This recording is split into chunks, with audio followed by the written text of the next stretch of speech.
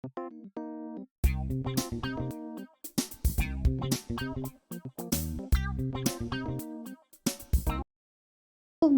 ఎట్లాంటోడు, మోదీకి పిల్లలే జల్లలే, పెళ్ళం కూడా లేదు.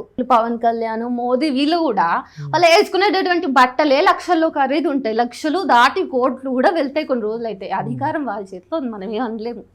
అఖండ భారత్కి కూడా వీళ్ళందరికంటే మూలవాసులే ముఖ్యం.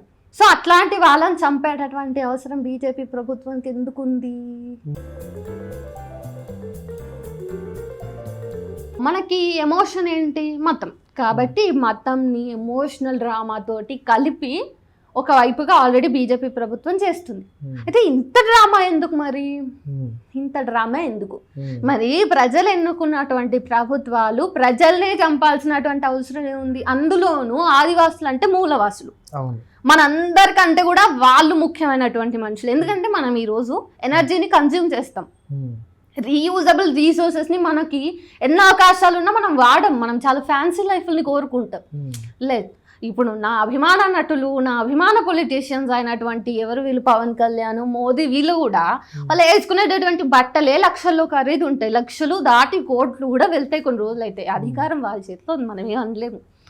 అయితే ఈ నేపథ్యంలో ప్రకృతికి దగ్గరగా ప్రాక్టికల్గా వాళ్ళ జీవితం పాపం వాళ్ళు వాళ్ళ పరిధిలో అమాయకంగా బ్రతుకుతూ ఉన్నటువంటి ఆదివాసులు, మూలవాసులు ఈ భారతదేశ అఖండ భారత్ అని వాళ్ళు అంటారు కదా. ఈవెన్ ఇఫ్ ఇట్ ఈజ్ అఖండ భారత్, అఖండ భారత్కి కూడా వీళ్ళందరికంటే మూలవాసులే ముఖ్యం. ఈ భారతదేశానికి రేపటి నాడు ప్రాకృతికంగా ఏదైనా విపత్తు వస్తే వీళ్ళందరూ ముందుకు వస్తున్నారు, వాళ్ళకి తెలుస్తుంది. ఎందుకంటే వాళ్ళు భూమిపుత్రులు లిటరల్లీ. సో అట్లాంటి వాళ్ళని చంపేటటువంటి అవసరం బీజేపీ ప్రభుత్వానికి ఎందుకుంది? ఒకసారి ఆలోచన చేయి. అది ఇంకో క్వశ్చన్ ఏమంటారు అంటే, ఇది నిజానికి మోడీ ఒక కీలుబొమ్మే కానీ దీని వెనుకున్నది అమిత్ షాలు, వాళ్ళెంకంగా ఉన్నది కార్పొరేటివ్ వ్యవస్థ, ఆదాని అంబానీలు అనేది వస్తుంది. ఇప్పుడు నేనున్నా, నాకు ప్రధానమంత్రి సీట్ ఇస్తారు, నేను ప్రధానమంత్రి అయినాను అనుకో, నాకు ఒక 3-4 లేదంటే 300-400 మంచి మంచి ఫ్యాక్టరీలు ఉన్నాయి. ప్రధాని సీట్ల కూర్చుని నేను నా ఫ్యాక్టరీలకి, నా కంపెనీలకి కాంట్రాక్ట్లు ఇచ్చుకోగలుగుతానా? ఈరోజు మోడీ ఎట్లాంటోడు, మోదీకి పిల్లలే జల్లలే, పెళ్ళం కూడా లేదు. సో జనాలందరి దృష్టిలో ఏముంటుందంటే భార్యని కూడా త్యజించిండు అనేటటువంటి ఒక ఎమోషనల్ పాలిటిక్స్.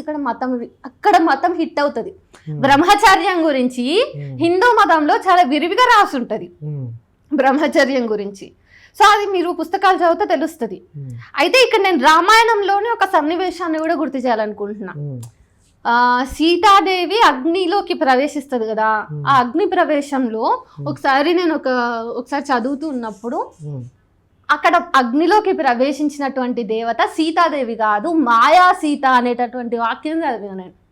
సో సీతాదేవి అగ్ని ప్రవేశం చేస్తుంది అని అందరికీ చూపిస్తారు, బట్ మాయా సీత చేస్తుంది అనేటటువంటిది కొంతమంది హిందూ వర్గాల వాదన. ఇక్కడ కూడా అదే నడుస్తుంది.